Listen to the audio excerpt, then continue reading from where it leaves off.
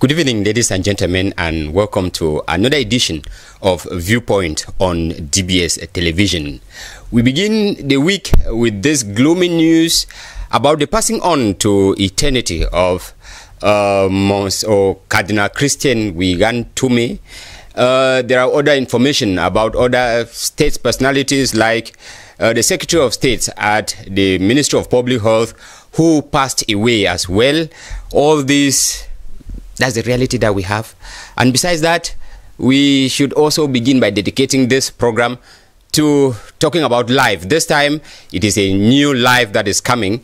We are talking about our colleague, Madame Shuyong Vanessa Nde, who put to birth a bouncing baby boy. So we dedicate this edition of the program to her and to the new born boy and the father as well. With that, let us welcome our guests who are here in the studio. Today we are talking about issues concerning societal issues. And to talk with us, we have Mr. Tikum Silvanus. He is a sole proprietor. Good evening, sir, and thank you for being there. Thank you. It is a pleasure to be with you here today and my audience outside there. This is not the first time that we are having him. He's being accompanied by Mr. Nkema Bernard. Mr. Nkema is a teacher. Good evening, sir, and thank you for being there. Thank you very much, Venetius. It's always my pleasure being with you. These are not new faces like you to realize them. And we begin the program straight away with the first part of the program, which is the yes or no answer session.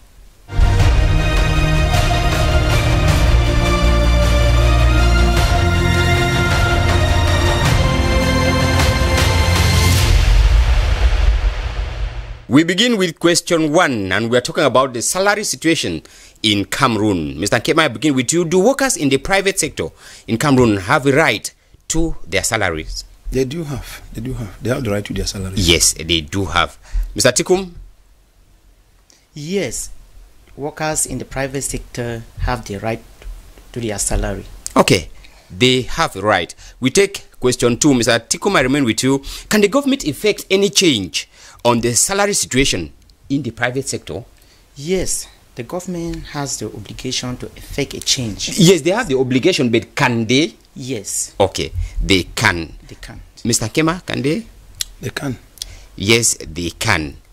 Those are their views. Let's go to part 2 to have them talk to us.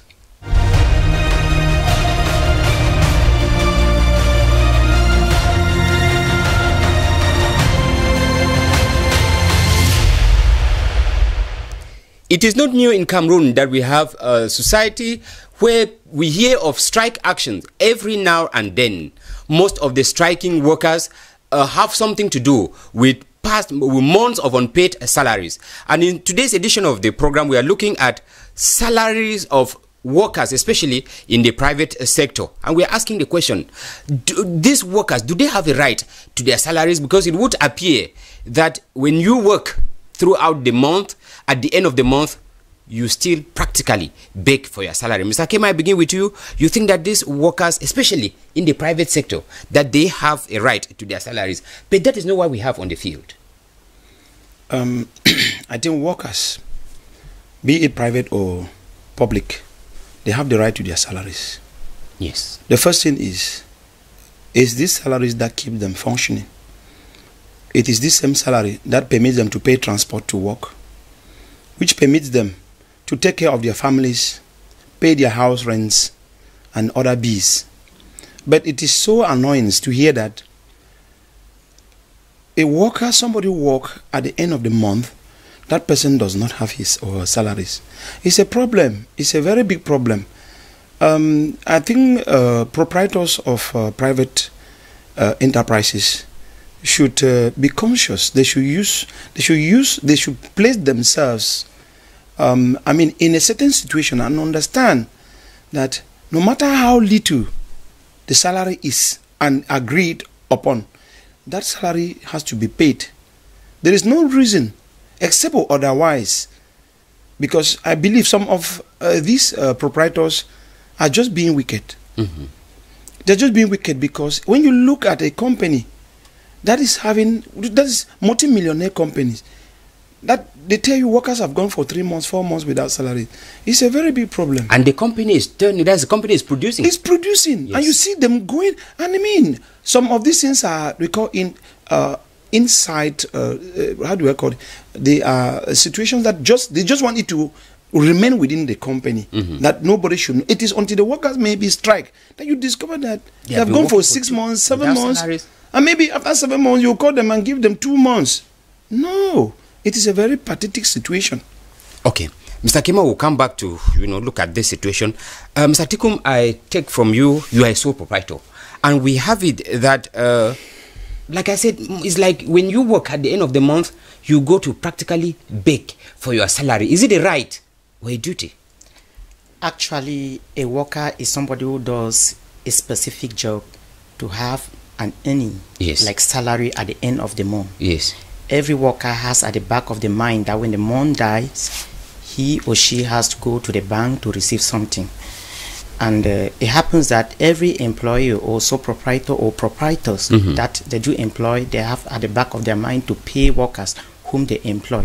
Unfortunately, the sympathetic issue that is coming in is that some of these workers, they don't receive their salary regularly, and it is a very bad behavior. It is a very bad act, because these workers, they depend on the salary to feed their families. They depend on the salary to run their daily activities, going to work, coming back to their homes, health issues, and even some members, family members, they depend on that salary of which they are expecting the proprietors to pay for them in the private sector. But some of the private proprietors, they sometimes fail to pay them on time, and that is causing a very big problem. Mr. Tikum, you have touched something about paying them on time, because it would appear that those in the private sector do not know when they are supposed to be paid, and no explanation is given for why there is salary delay. Yes, those in the private sectors, they depend on the output of the workers or their company in order to pay their workers. Sometimes it is very, very important that those proprietors in the private sector, they should have accumulated finance to pay their workers. Suppose the output was not there was no the output could not meet the output could not meet the expected time. Yes. So they should have something kept behind to supplement. But the issue here, Mr. Tikum, is the issue of telling the workers that, you see, you're not going to have your salary on the you don't have it today, you maybe have it 2 days after, but they are left, nobody tells them anything. You don't have anybody to address you. Well, because I have the impression that most of, I call them your colleagues, because you are in that sector, that that they believe that the workers, you are doing them a favor. They don't have a right to that salary. It's as if it's just kind of goodwill gesture you are doing to them. Yes, in the private sector there are exceptional cases. Yes, those exceptional cases, they are very few. But the deviant situation there is that most of the private sector's owners, they delays workers' salary. They delays workers' salary without telling them, and some of them staff the workers for about 2-3 months. And even if they want to pay the salary, they begin to pay it as chicken change or as if it was groundnut money. That is causing a bigger effect to those workers and their families back at home. I would say that some of those proprietors who behave like that, they are not very conscious. They are not very conscious. And in addition, some of them derive strategy by where they slash the worker salaries, they keep it within that company, and they want everything to circulate there. And they even, I can say to an extent, they make some of these workers behave like, they treat them like slaves. They treat them like slaves, because if you cannot meet basic needs back at home and you are working, you are practically a beggar. You are practically a beggar, and in your conscience, you have been enslaved. You have been enslaved. Okay. Yeah. In such a situation, Mr. Kema, does it have an impact on the output of the company? Exactly. Exactly. When they used to say, a hungry man is an angry man. Yes. And to be very honest and sincere, you don't expect somebody to work to give maximum output if he is not, it's just like a dog. Yes. When you don't feed your dog well, the dog will not do well, will not do hunting well. When you want to go do good hunting, as the dog is hunting, you too should be feeding the dog. It's not like a dog will catch the animal and bring, and then you eat it all, and you say, dog, go and lie behind. So what I'm trying to say here is, very straightforward. It has a very serious impact on the image of the company. Just imagine that workers take cardboards and go out and write and sit in front of a company carrying the cardboards. We are demanding 7 months salary. What image is the whole world? Media houses pass around and get information. You see, they start publishing it here. Journals and the rest. Already the company. Now that is how it makes the company first and foremost to be renowned in non-payment of salaries. And then secondly, the workers are reluctant to go to work. You say somebody will telling you, this work that I'm even going to, do they even pay me? And so on. It is not proper. I think that we should be conscious of what we do. I think that if the proprietors want their company, some are being wicked, let me be honest with you, because it's not like they lack money. And when you open a company, we don't sympathize so long as people's feeling and interests are concerned. If you create a company, you have 20 workers, and these 20 workers are supposed to be paid this amount of money paid at the end of the month. First of all, put their salary situation at hand. Because without those workers, your company cannot progress. I'll give you a very good example. Let's take an example of a proprietor of a school. You cannot tell me you have 1,000 students and you are unable to pay your teachers. Teachers who are not up to 100. But he doesn't pay. But repair work is going on in school. There is nothing like that in school. He is buying his car. Material he's living in a comfortable house. Yes. His car. But no, let's keep aside his car and the rest. But my worry is this: what you put in is what you receive at the end of the day. So therefore, there are some institutions that today, when I look at their image or images, I begin to feel that maybe there is mismanagement somewhere. Sometimes, but I believe the proprietors cannot tell us that they don't have a complete vision of their companies or institutions. Because sometimes you have to realize, if a company is falling, we know that there are companies that can fall. If they are falling, I think workers will understand. If I will just give you a common example, you are working in this place, and that you are always coming to work early. The day you come to work late, they will begin to the manager will begin to say, what happened to this man today? But if it is a recurrent situation, they will just say, no, it's his old attitude. Like that's how it used to happen. And so that is just what we think, that if the proprietor, it is not even supposed to be the pressure of the state. It's not even supposed to be pressure of the government or other bodies that is going to pressurize you to pay workers that you agreed to pay them. Okay, in addition to that, yes, Mr. I want to say that most of these proprietors are on dream. They just get a dream and they dive into the business sector. They don't go to counselors to put them through, and that is why you find that some of them will open up their companies or their factories, and they end up falling because they were never counseled, they were never guided on what to do. And this, as their companies are failing, that is how the workers too are. Is there such a structure in Cameroon that can counsel those who want to, get established into? Yes, they are. Okay. Yes, they are. There are many of them. Okay. Now we'll come back to what Mr. Kema was saying. Something like this: some of these proprietors, they don't lack; they have the means. But then I'm asking the question: when they have the money to pay the workers and they don't pay the workers, is it the kind of punish the workers? Is it bad faith, or let the workers feel the weight of their money, or what is really at stake? Don't they think about the well-being of their company as well? Sir, I want to tell you that we are living in a very devilish society now. Everybody is so self-centered, egoistic and nepotic, in such a way that people want to engulf things within themselves. If they don't see an interest in you extra, if you go to work in a company and you think that the little that you know is only it that you give, you don't be creative, you may end up living there with no even salary, or you may end up being dismissed there for no reason. So as a worker, I'm telling this to the worker, as a worker in a sector, you should go extra miles. Give your best. Give your best. Because when you give your best, and even if the proprietor does not pay your money, you sit on your bed and you pray to God. God will definitely touch the heart of that proprietor. That somebody is crying because he has given his labor to you and you are not awarding him or her for that. And that man, even if he or she is hard-hearted as what, will be able to respond in any way. Okay, before we get to question 2, Mr. Tikum, I remain with you. We are talking about salaries. It is not the problem of payment, but another problem is the issue of very small salaries. Practically, the one that you cannot survive in a town like Douala.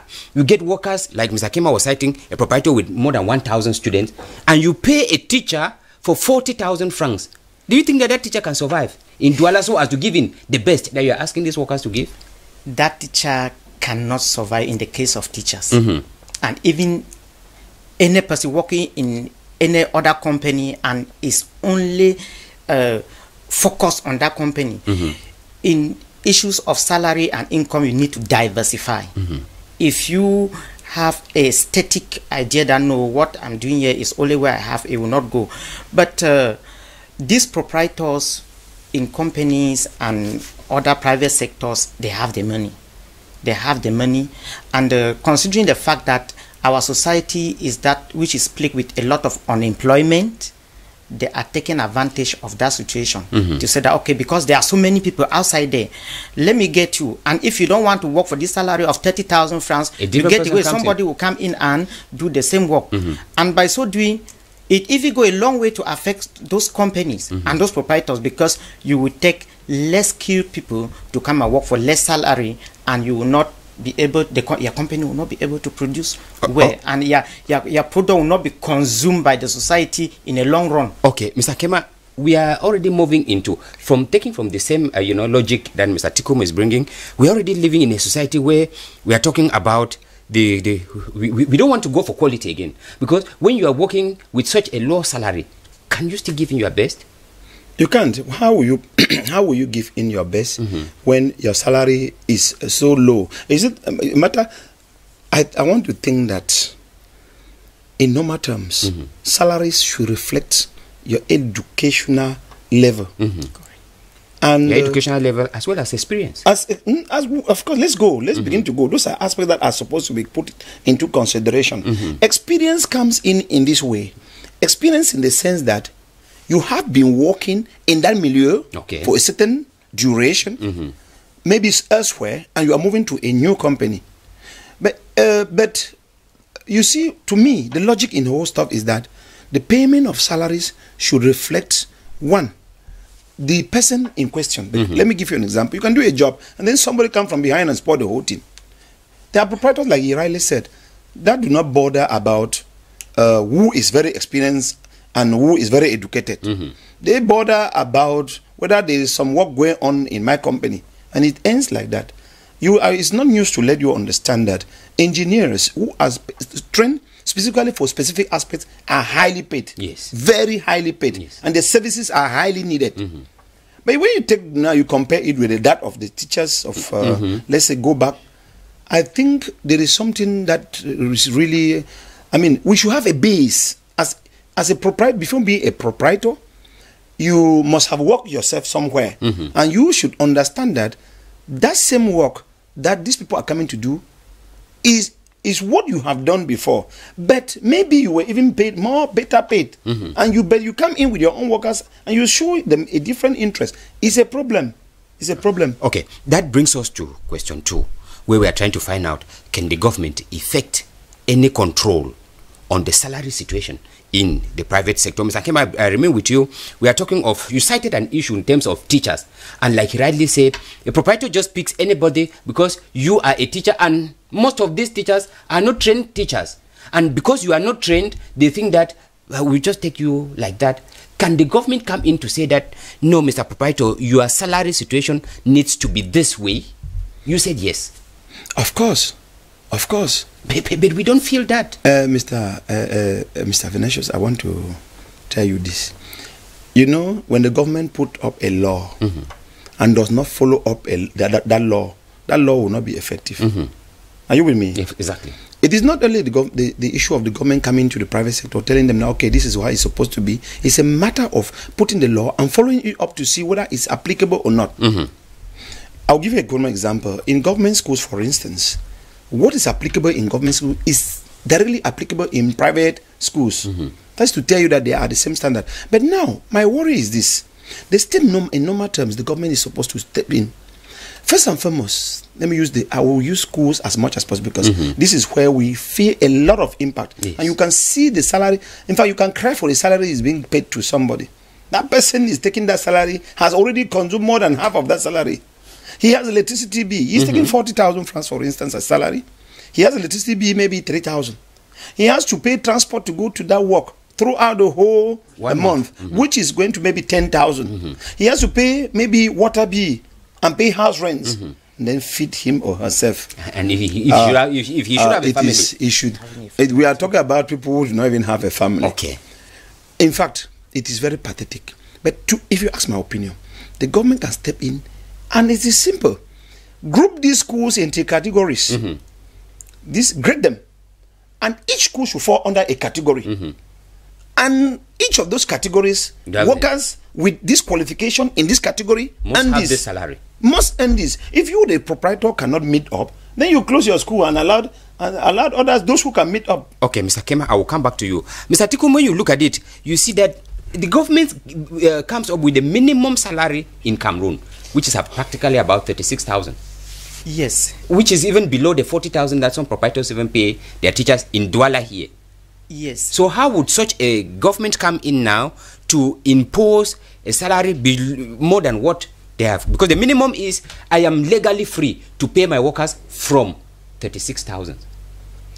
The government has taken everything into consideration. That is why they set a salary base of about 35 or 36,000. About 36,000, yes. About 36,000 francs. They are taking in consideration somebody who never went to school or somebody who never acquired skill.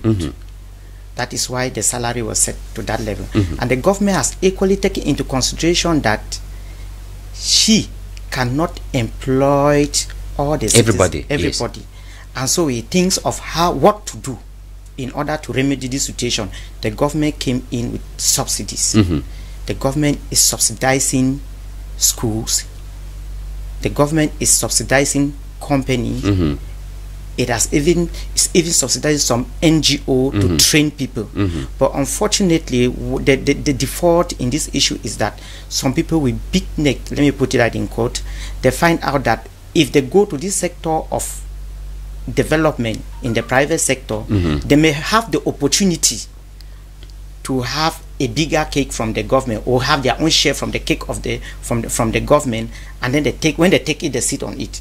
They don't even care about the workers whom that company is being subsidized because of them. That is where the problem is coming. As for the government is doing its best to see that situation are at least remedied in such a way that everybody should be at a square meal a day. But our proprietors and those who don't want to share the cake equitably, they take it and they put it in their arms. 36,000 for those, according to you, who are not qualified or who are not trained to a certain level. And we understand that in most economies, it is the private sector that develops most economies, not even the public sector. But then, if we are at this level, at 36,000, is it not another point of trying to encourage mediocrity? Is it not another level of trying to encourage laxity? Working at 36,000, what's the interest? 36,000 is really small, but let us look in this dimension. The government has taken into consideration somebody who is living in the village, different from somebody who is living in towns or cities. Let me ask, does the same government, do they pay their own salaries workers in that manner? Because the there are government workers who are still living in town, government workers who are living in the villages. That's why I wanted to ask him a question. Yes. No. The reflection is very normal, because if the government should structurize the public sector, the private sector that way, then they should also do the same in the government. And that is why you see. That's where I was coming to Mr. Tikum, that we are creating a kind of society where everybody wants to have a matrical number, because they feel that with a matrical number, Mr. Kema, that is where you can survive. Because in the private sector, you cannot survive. Whereas in the private sector, I have the possibility of bargaining my salary. In the public sector, once you are in category A1, A2, they know the range of salary which you fall, except you have to go the unorthodox way. I think that like he was saying, there are certain things we should understand. The best the government is doing is not up to maximum. Yes. We are not saying the government is not doing, but we are saying that they still need more. Because like I told you, if there's no follow-up, nothing can go. That's true. You don't expect 36,000. Let's even put it up to 40,000. With the standard of living of the people and you see the way things are expensive in our normal markets. You cannot dress. We expect. Let me give you a good example. You don't expect a teacher to dress in a ramshackle manner. You come and stand. You will be the first. The proprietor will be the first person to tell him, but he doesn't give him clothing allowance, does he? He is where those dresses that he's wearing is inside that 40,000 that you gave. You gave him a normal dressing in the normal dressing for 1 month or 1 year. How much do you spend? Okay. Yes. Round up. Yes. So what I was like trying to say is that I want us to understand this. The government should pop in here, define each level, this category with this qualification. Are we together? Yes. With this qualification, these have KPM who are teaching in the government, who are recruited by the government. They have a salary. Yes. Those in the private sector with the same KPM who have not had the opportunity to have the salary, a matric should equally have something similar, or if not up to that standard, but they should not be thrown too far behind, so much that they find it so difficult to meet up. No, please, let's try. My wish is that the government should step in, categorize the schools, and give each of them that this is the category. Yes, the way forward. Category A, B, C, D, and they categorize their workers too. Those that are maybe with the first degree. And the first degree is what? With the experience of this, should end this. Correct. And stratify like that. Okay. And then send this to the private schools sector. And then private sector, I'm sorry, come back to the fee and verify whether things are moving correctly. If they do this, I bet you we will not have this problem. Okay, Mr. Tikum, technicians are telling us that we are out of our time. What should be the way forward, at least in 2-3 seconds? The way forward, I want to say that the government should really step in, just like our brother they have said, to see how things are put in equitable level, and that our youth, they should struggle to be creative, such that they should not depend only on white-collar job from the government. They should equally be creative. They should learn to be job creators, and not job seekers. Thank you, gentlemen, for let me just say that I'm so pleased to be here. Vanessa, that I used to be with, I'm so delighted to hear that she's a mother. And she's a mother. In fact, that is it means that the family is increasing in number. Thank you so much. We are so happy with that the Lord has brought in this delivery without any problem. Thank you so much. My regards to her and the family. Thank you so much. That is the wish that we are taking to the family of Mr. and Mrs. Shuyong McDonald. Ladies and gentlemen, it is with that we come to the end of today's edition of Viewpoint. Tomorrow will be another day when we would come your way with another interesting topic. Right behind, after us, we were having the news in the English language with Cynthia Nguemo. Until then, good night, goodbye.